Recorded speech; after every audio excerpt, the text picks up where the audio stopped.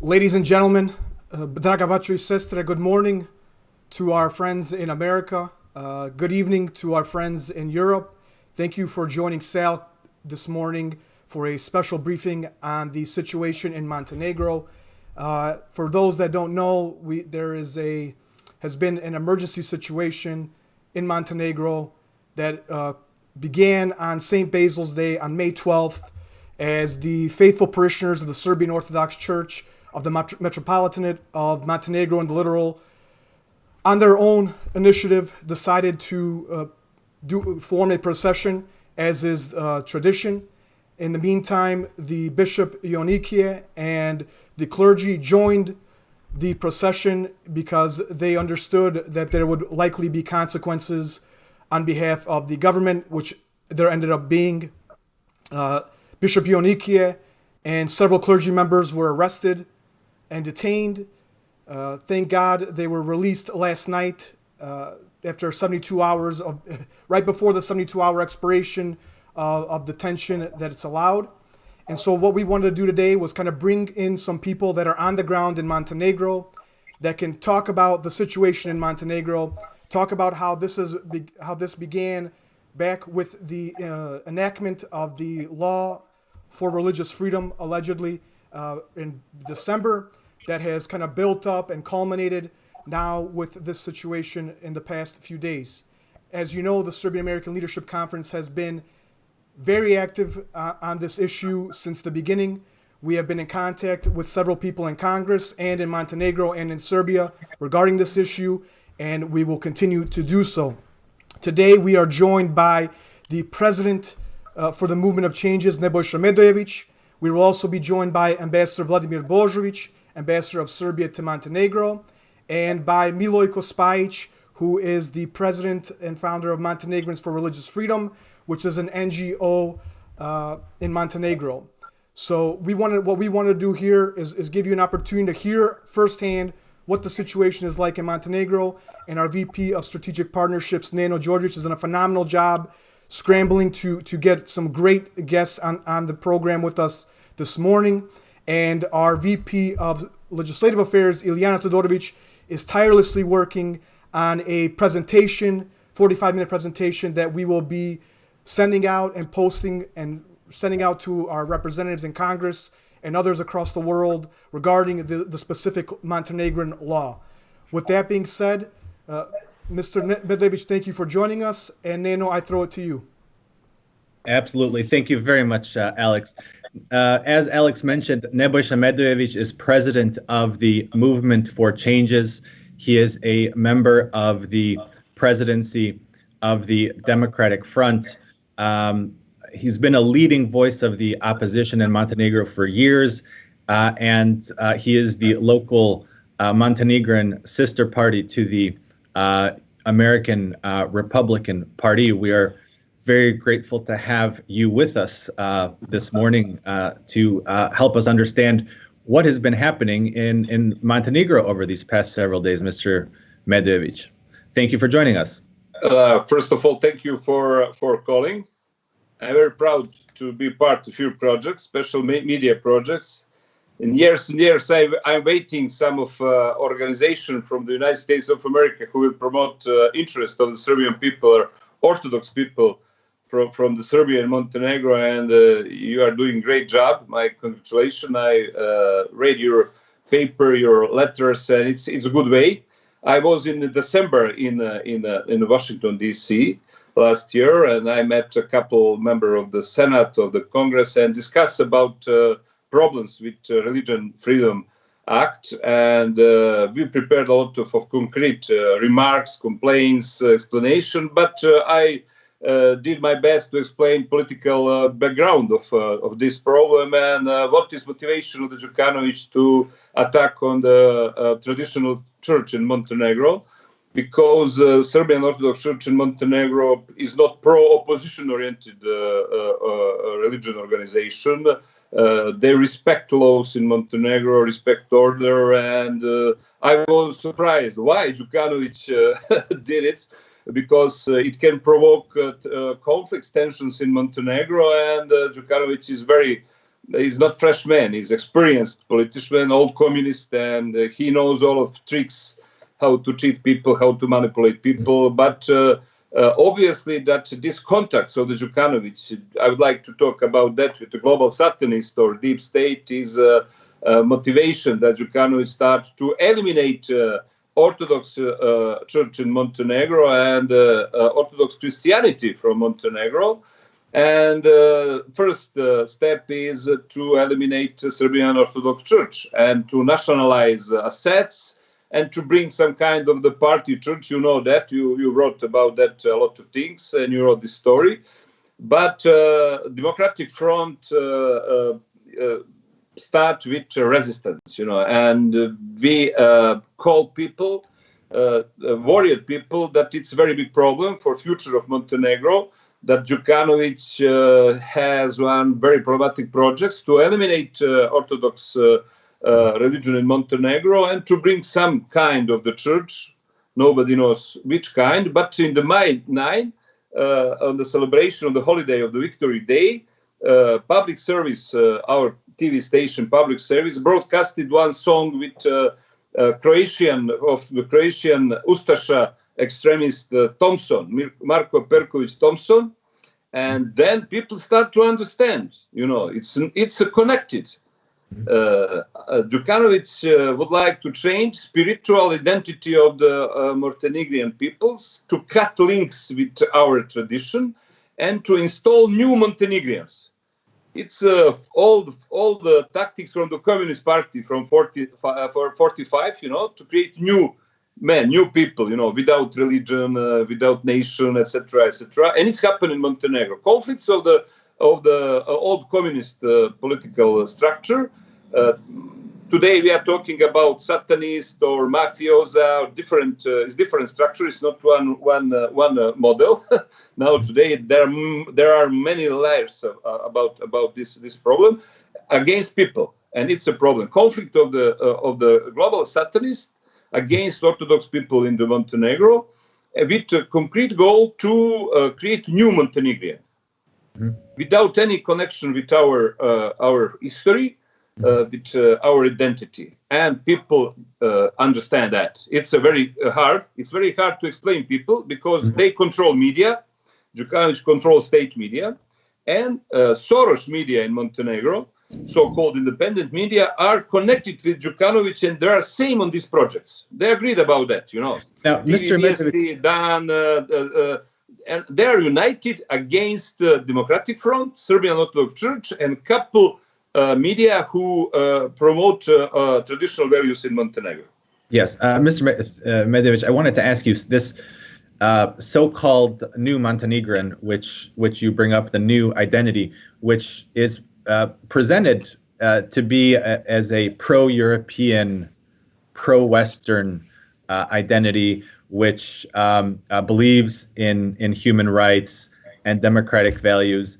And yet, what we've been seeing in the streets in the past few days, if you don't mind me saying, has been nothing more opposite to this.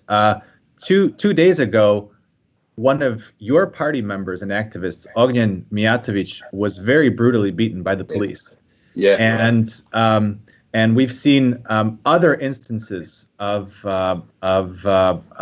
police brutality, unfortunately.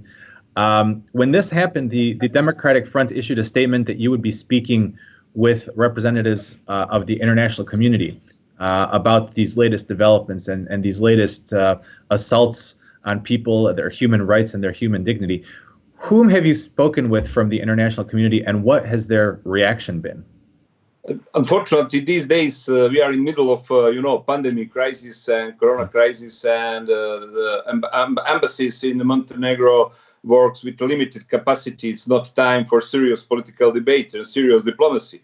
But of course, I personally sent a letter to my partner, my colleague from International Democratic Union, to my colleagues from Republican parties, from CDU, CSU, from Germany. It's the biggest international political organization, journalists, people who work for the government, different countries. Of course, we sent letter to all of embassies of the member of EU, UK, and United States of America, and it's a very critical moment because if Djukanović continue to manipulate, to use police forces against people.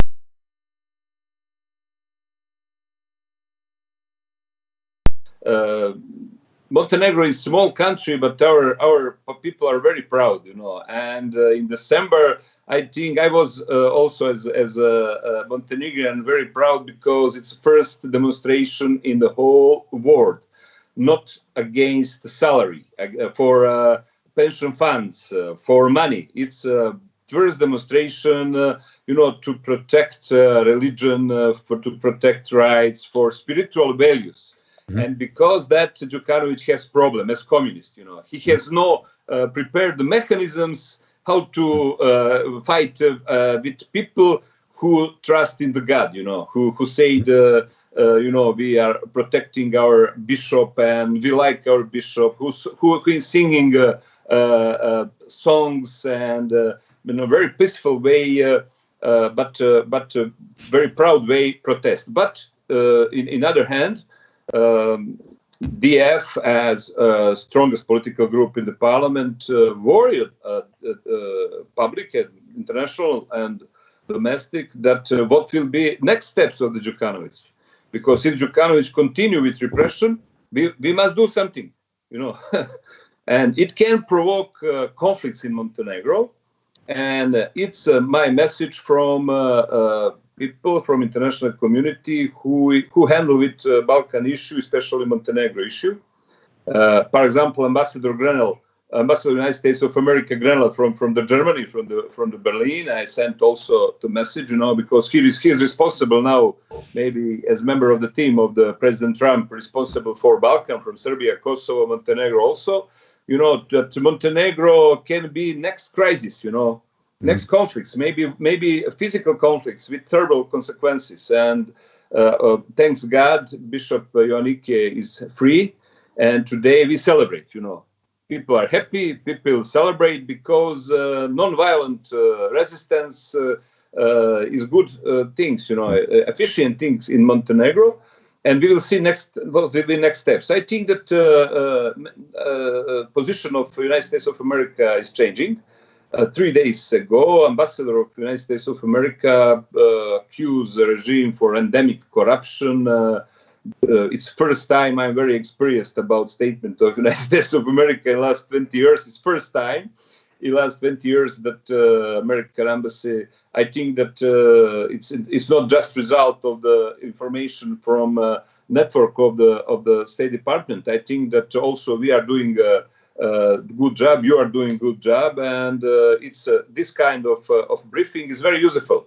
It's very useful, absolutely. And I participated in a lot of Atlantic Council. I accept all of invitation for United States of America every day, couple times. You know, I debated about that because before. People from the United States of America politics say, oh, Montenegro, Balkan, Djukanović, he is our partner, you know. Who are you? Opposition. What's your relation with Russia? I say, Russia is friend of the Montenegro, it's our traditional friends. Forget it. You know, it was before. Now there are more and more doors that are open, and we can use it, this situation, and do joint things.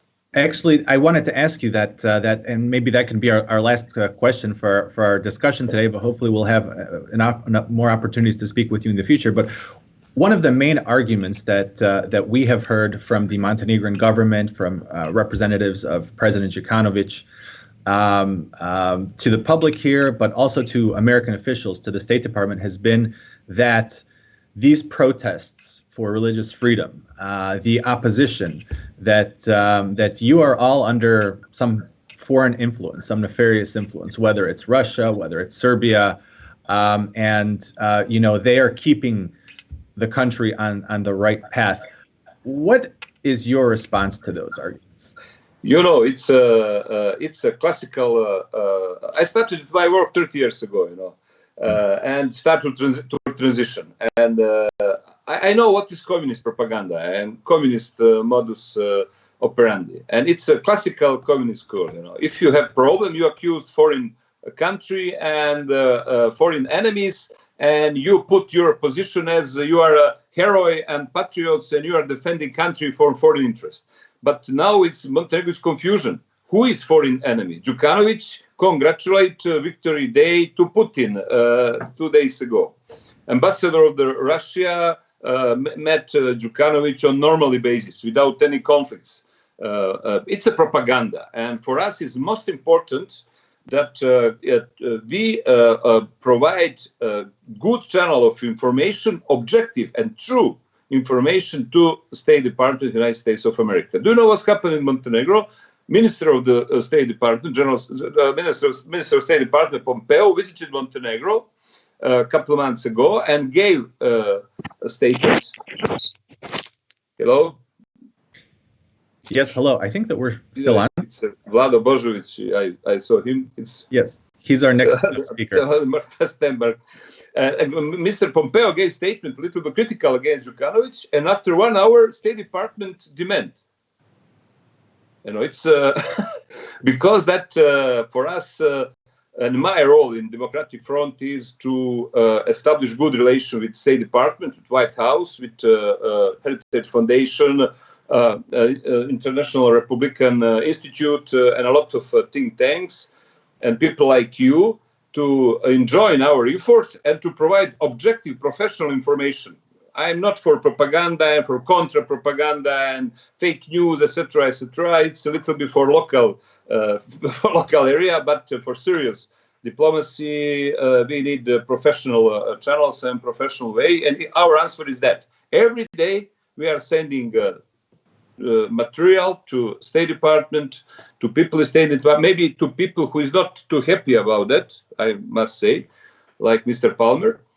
But I sent every day mail to Mr. Palmer to explain situation. Maybe he removed this this mail, but I sent every day couple sentence with my view and view of DF about the problems in Montenegro, and we are sharing same views. We need consensus in Montenegro. We need free election. We need respecting of the human rights. We need consensus of the Serbian Orthodox Church with the government. We don't disagree about anything with the United States of America about policy in the Montenegro. But of course, we have no diplomatic channels. We have no lobbyists. We have no media, and because that we must use this kind of communication. Video conferences and social networks and our successful people in the United States of America. Thank you so much, Mr. Medojević. If we end up having Mr. Palmer join us one day for these briefings, we'll ask him whether he's receiving your emails or whether they're going into his spam filter. Yeah, please do it. We appreciate you joining us. Please convey our best wishes for a speedy recovery to all of your people who were hurt in these protests, and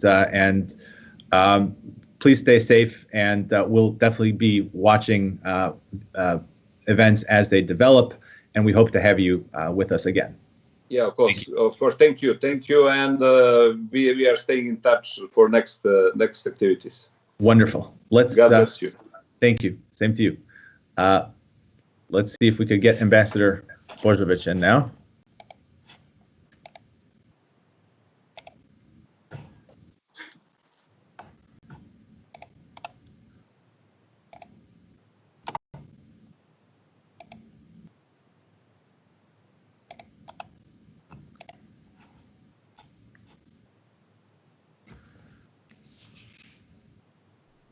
As we're kind of waiting for Ambassador Božović to turn on his... Ambassador, do we hear you?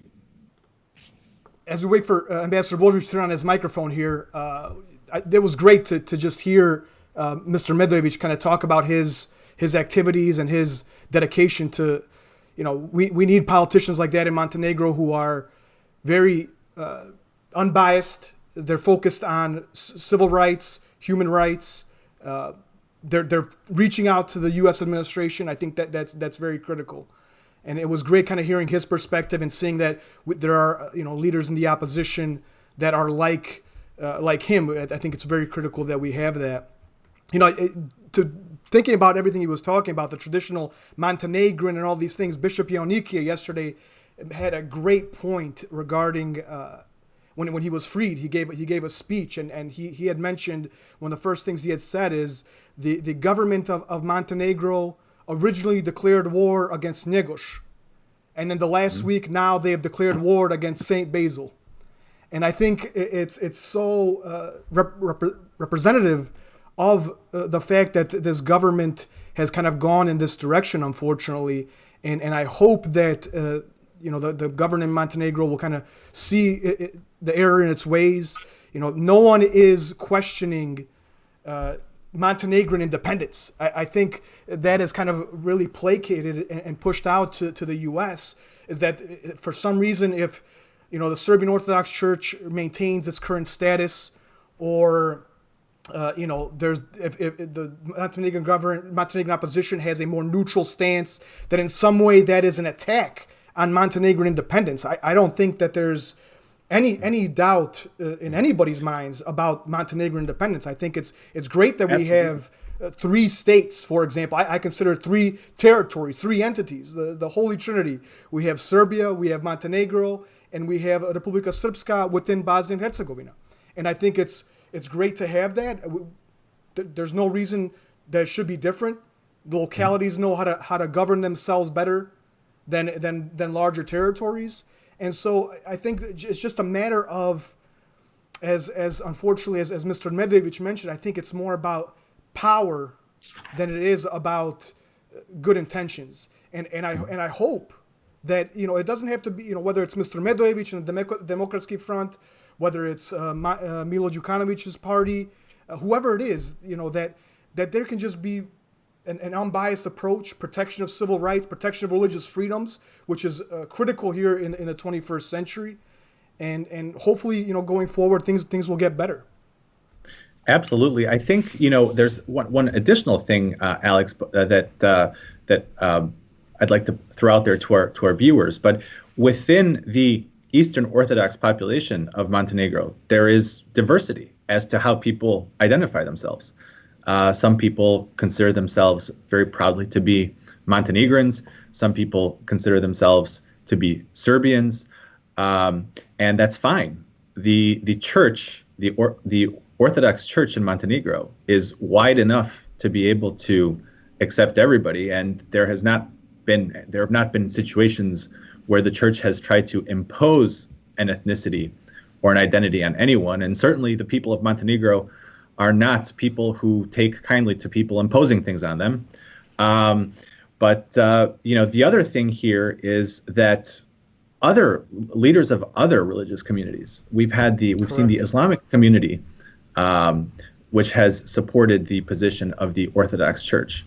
We have seen the Roman Catholic Archbishop of Kotor, who, by the way, is an ethnic Albanian, support Metropolitan Amfilohije and Bishop Joanikije.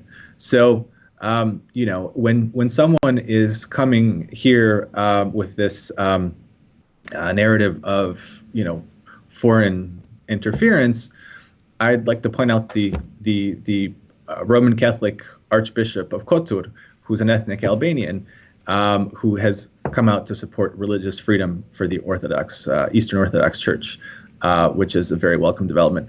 And it's actually great when you bring that up, actually, the fact that there is a recent video yesterday or 2 days ago with a gentleman named Dženan Kolić, and he's a part of the Demokratska Crna Gora, another opposition party, and he stepped out and he did a prayer in the kind of center of Podgorica there, calling on everybody of all religions, of all faiths, atheist or not, to stand up for the Serbian Orthodox Church and the Metropolitanate, because this is not an issue about forcing one group over the other. This is an issue about civil rights, about human rights, about the right to religious freedom. So I think it's a great point that you brought up, Nano, the fact that this is not just a Serbian Orthodox Church issue. This is the Roman Catholic Church is supporting, the Islamic community is supporting, the broader Orthodox community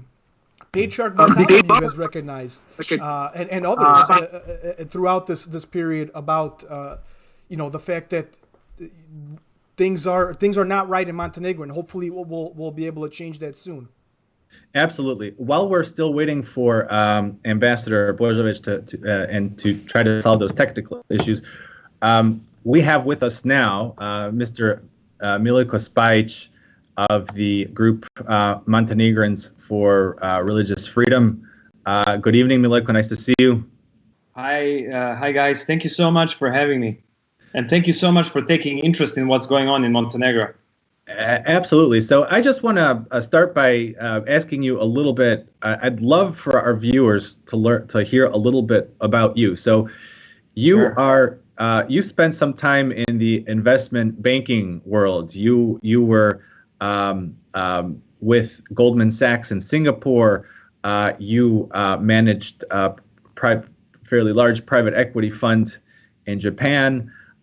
You've studied in Europe and the United States. So tell us a little bit about your background, which is in the business and finance world, and what brought you back to Montenegro. Sure. Thank you, Nenad. I think you summed it up pretty nicely. But I've been outside of Montenegro since high school, and the Japanese government gave me a scholarship to do the studies, undergrad studies in Japan. After which I was in France, as you mentioned, studying the PhD, and then Goldman took me over. I started off in Goldman in Europe, moved to Japan as I spoke Japanese, and moved to Singapore as I spoke Chinese as well. And having a great, that career it was a very good ride. I benefited immensely from such a career, but priorities are priorities, and I think that what the person believes in, and what person has its core values is one of the most important things, most important elements of each individual. So I think now it's I felt the need, I felt compelled after the unjust law has passed in end of December last year. I felt compelled to come to Montenegro and try to help in any way possible. Stir the not necessarily just support one side against the other, but it's just try to help give some of the perspective from outside of Montenegro to the local people, and just try to gather everyone in peace and having a good conversation about things. Absolutely, Milojko. I'd like to ask you if you could tell us, please. So how did ordinary people in Montenegro react this week to the news that Bishop Joanikije and that 7 of his priests had been arrested and detained? What was the mood like on the streets? So, funnily enough, actually, people were in disbelief immediately, right, since it happened, because no one expected that the government would go that far. The government has been going on and off and trying to provoke the people here and there. But I think this was way too much, and people wouldn't believe that that's what was going on. So people in Nikšić were actually the first ones, because they were there with our Vladika, our bishop, and they reacted furiously on this news. And the people started gathering, and they started protesting against it. And there's a situation in Montenegro where we don't have objective news out there, and it's very difficult actually to reach out to get the proper information what actually is going on, because you have one side that's kind of trying to play down the things, trying to say that business is as usual, nothing's major going on, and you have other side that's that's trying to kind of vilify all of that and trying to portray these people as some Second World War Nazi movement or whatever not. These are complete, So what happened is that only through internet we were able to gather proper information, and thanks to people like Vladislav Dajković and some other guys who were actually unable to join us. Facebook actually has taken down some of these activists' pages and their accounts, as well as these people were even detained with police a couple of times, and police was molesting them a couple of times. So there was, there was really difficult to know what exactly was going on. But when the people realized through this media, through this internet, social media, what is actually going on, they started going out more and more, bigger numbers. And we had the culmination last night in Nikšić. Was like you had in a city of like 40,000 people, I would say like 15,000 people were out there, like waiting for their bishop to get released outside of the police station. And even the local government turned off the lights throughout the whole area so the people would not be, to scare them off or whatever the reason was, so they're unable to take videos, they're unable. But what people did, they actually used their mobile phones to enlighten, to see. So you had thousands of mobile phones turned on and like lightening the whole situation. So I think it's, go ahead, sorry. I can't even, tell you how many people watched Bishop Joanikije's speech last night. Early that, I guess this morning in Montenegro, last night here, it seemed that for a couple of minutes, the entire Eastern Orthodox world came to a standstill as they watched the bishop's moving remarks and as they watched all those thousands of people greet him. And what was even more interesting was earlier that day when Sultan Amfilohia came to those crowds and he said, "I'm the one who should be in prison, not my brother Joanikije." To see hundreds and hundreds, maybe thousands of Montenegrins who were there saying, "No, Vladiko, all of us should be in prison." Sweet, like all of us. Yes. All. That was exactly the stance. So it was like a biblical picture. It was a highly emotional and very moving, scene. And all of us that were following, like, were really deeply touched by that situation. So, I completely agree with you. Let me ask you, Milojko. So, what can our viewers in the United States? We have folks who follow the Serbian American Leadership Conference Facebook site, our social media. So we have Americans, we have Serbian Americans, we have Montenegrin Americans, we have Greek Americans, all kinds of people who are interested in religious freedom and human rights. What can they do to learn more about what's happening there and to help? Thank you. Thank you for that question, because I think the most important thing right now is to get the truth out, for the people to understand. And thank you so much for being the kind of medium between what's going on here locally and the population in US and North America in general. So the problem is, I would say that first, even locally, it's very difficult to pass the news, the objective news, what exactly is going on the field. And it's even more difficult if it's geographically separated continent, like such as North America, as well as your previous speakers mentioned, that it's really difficult sometimes that NATO member country that's trying to portray itself as like as a religious harmonic place or whatever. Like when they talk to when some of the government officials talk to the Pope or they talk to some other religious or other leaders, they seem to be like very modern, very open-minded, very mild, etc. But once they come back home and once they do the things they've been doing for the last couple of months, it's a completely different story. So we have to pass the actual story, what exactly is going on here in Montenegro. And yeah. Thank you very much, Milojko. We appreciate it. And as we've discussed before, the SALC looks forward to working together with Montenegrins for religious freedom to advance this issue that we feel very strongly about. I think that now we have Ambassador Božović on. Ambassador, nice to see you.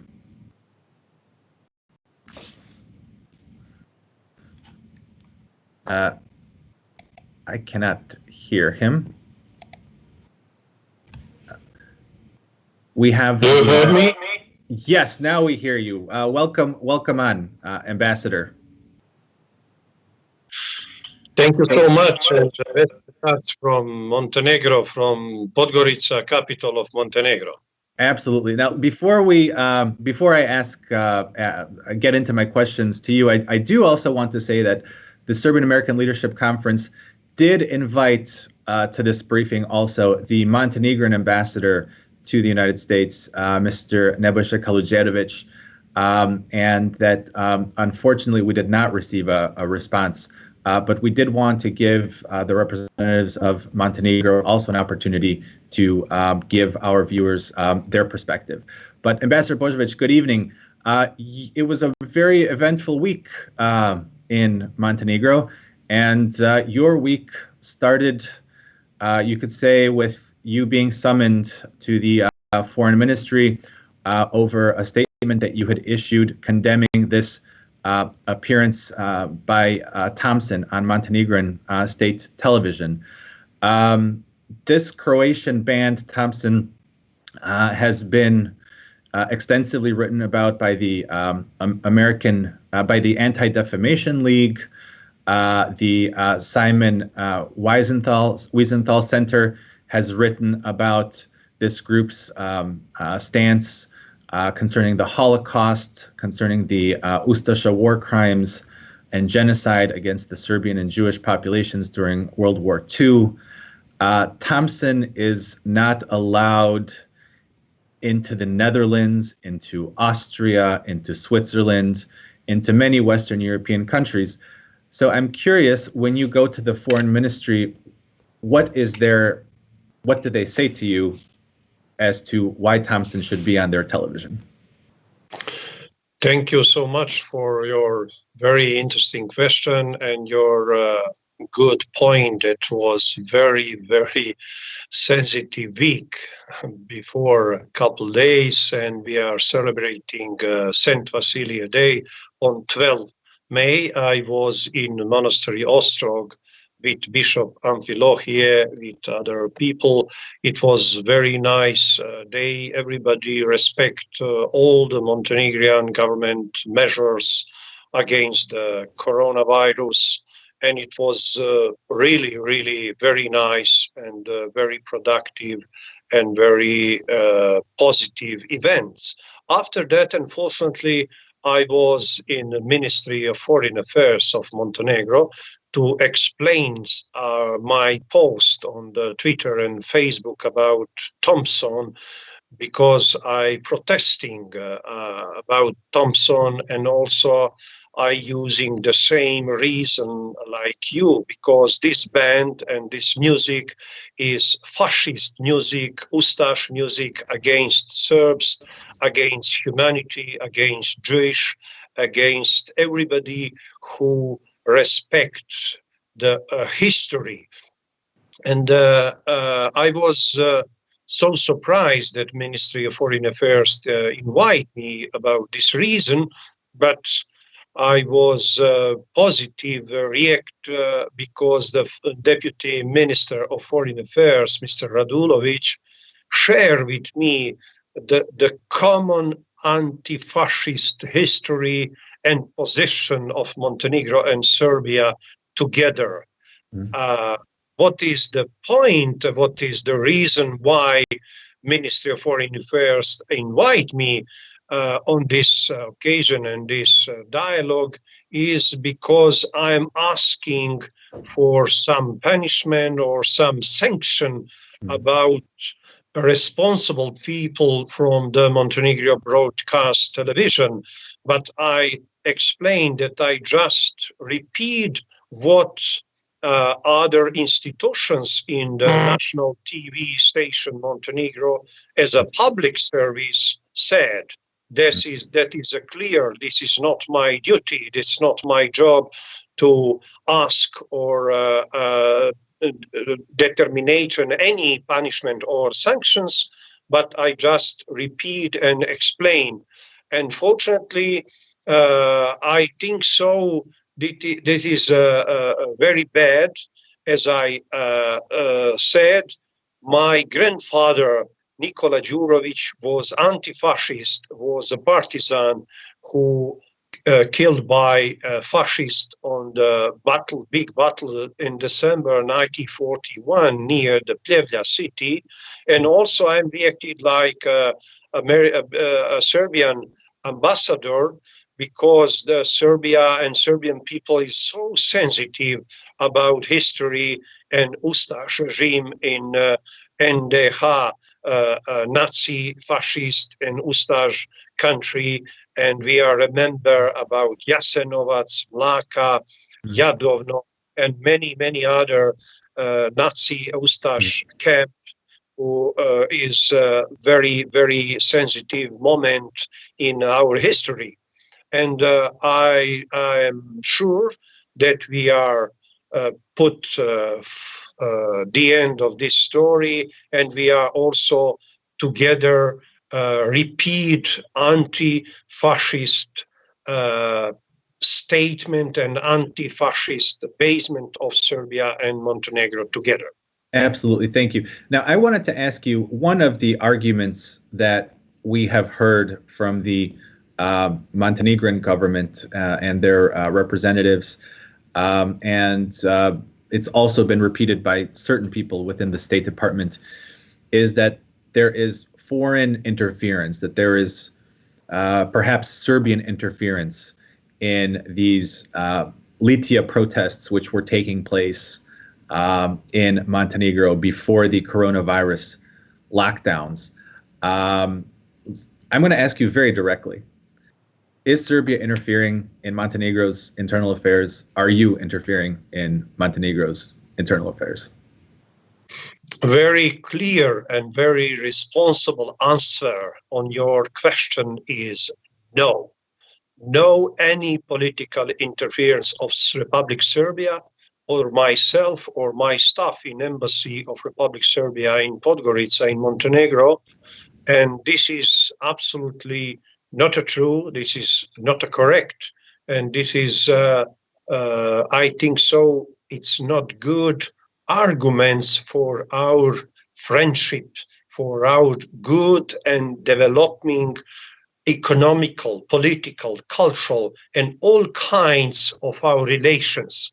Also, I repeat many times when I start my diplomat service here in Montenegro, that Republic Serbia respect Montenegro as sovereign, as independent, as a country who is a member of UN, and absolutely we don't have any chance or any interest to political or other interference. We want to be a partner. We want to be the best friend. We want to be a brother. Mm-hmm. We want to share common interest and common values like European integration, like common cultural and common history. And we want to be partner and respectful partner, and also through the bilateral, through multilateral cooperation. And we are truly, and trust me and believe me, be absolutely a good friend, good brother, and support and understanding each other. I think so that everybody in the international community, my other colleague from UN, from EU, from NATO embassies, from regional embassies, will absolutely approve of my statement that we are respect Montenegro and Montenegro independence policy, and also we are not connected in any influence to the Litia or other protesting against the law about religion freedom from the last year adopted in the national parliament of Montenegro. Only what we want to support dialogue, we want support peace, love, understanding between Montenegro government and Serbian Orthodox Church or Mitropolia Crnogorsko-Primorska or Bishop Amfilohije, Bishop Joanikije, and other parts of the Serbian Orthodox Church in Montenegro. If we want help for any advice, for any best practices, we want truly respect Montenegrin state, Montenegrin government, Montenegrin law, and also asking for the UN standards, for EU standards. As you know, European Union asked Montenegro government to adopt some conclusions of the Venice Commission about that, because you are in the United States. This is my favorite state for religion freedom. And I'm very happy that I was a lot of time in United States. I visited United States Congress or Senate or State Department. And this is country where absolutely respect freedom, religion, and equal rights for everybody, for all religions, equal rights. We also ask for together developing some multicultural, multi-confessional, multi-religion society, and all religion must be respect on the equal rights. And we are coming from Serbia, who also is multicultural and multi-religion country, that we are creating some mosaic that our Serbian Orthodox Church, like a dominant Orthodox Church, also ask and urge all rights for the Catholic Church, for the Muslim community, Islamic community, and religions of Jewish community, and Protestants, and all others. Like in your country, in America now, your country is also in Serbia or America. And I'm so happy to share this positive message and this positive effort to create a very stability state and stability country, because we need talking about economical a new period after Corona, because Corona was a big problem for everybody. And we need talking about new touristical seasons. We need talking about economical relations. How can we provide and help to the ordinary people, to all companies, to touristical industry? I also ask and totally support invitation by Mayor of Budva, Mr. Carević, to Serbian citizens to come to Montenegro coast, to be there and support the Montenegrin touristical industry, because I know very well that if Serbian citizens come here, or also our goods, our products, our all from Serbia will also come here, and we will improve export, import. This is reason why I'm talking about friendship, brotherhood, and the best relationship between us. And this is, of course, internal affairs of Montenegro to adopt a new law about everything, including the religion freedom. And we are also friendly speaking and respectful Montenegrin sovereignty. But as you know, also in other hands, the term about sovereignty now it's much different than maybe 10 or 20 years. Because absolutely. Some sovereignty with United Nations, with international organization, with other bilateral or multilateral communication and some communication and cooperation. Absolutely, and I'm actually glad that you brought up the body of laws associated with the European Union concerning human rights, because Montenegro, just like Serbia, aspires to become a member of the European Union. and you just don't hear. When was the last time that you heard Belgium accusing the Netherlands of interfering in its internal affairs? Those types of arguments are generally not used between EU countries. But we have just a few minutes left, and I'm glad that you brought up the tourist season, which is coming up. For those of our viewers who might be thinking to come to Serbia or to Montenegro this summer, what are the regulations currently in Montenegro for visitors, and how do you expect them to change for the tourist season? I expect that Montenegrin government will adopt the new measures and will positive answer of the Republic Serbia idea and our recommendation that we will open our border around 1st June. I hope so. In this period, Montenegrin Ministry of Health and other institutions will provide new regulation and measures, because I expect that Montenegro would be free corona touristical destination and would be very, very positive for the Montenegro economy, Montenegro GDP, Montenegro new touristical season.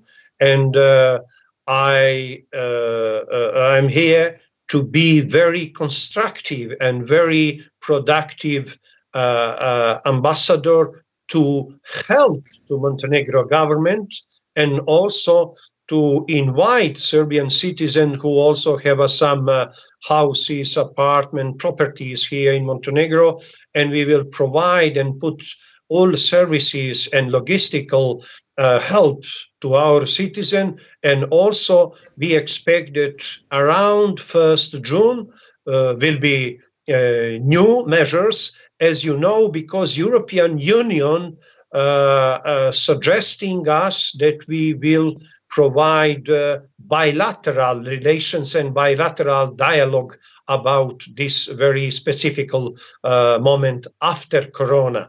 I hope so that new touristical season in Montenegro would be positive, would be productive, would be very, very economically big effort for the Montenegro GDP, and would be productive and positive for the Montenegrin citizen, because the last 2 months, as you know, it was a very massive lockdown like everywhere, and our consequences, I'm sorry, would be very, very bad, and the new economical measures and support would be very helpful for the company and all touristical industry in Montenegro. Ambassador Božović, thank you very much for joining us and for sharing your insights from Podgorica. Thank you so much to take me this opportunity. All the best. Absolutely. Take care.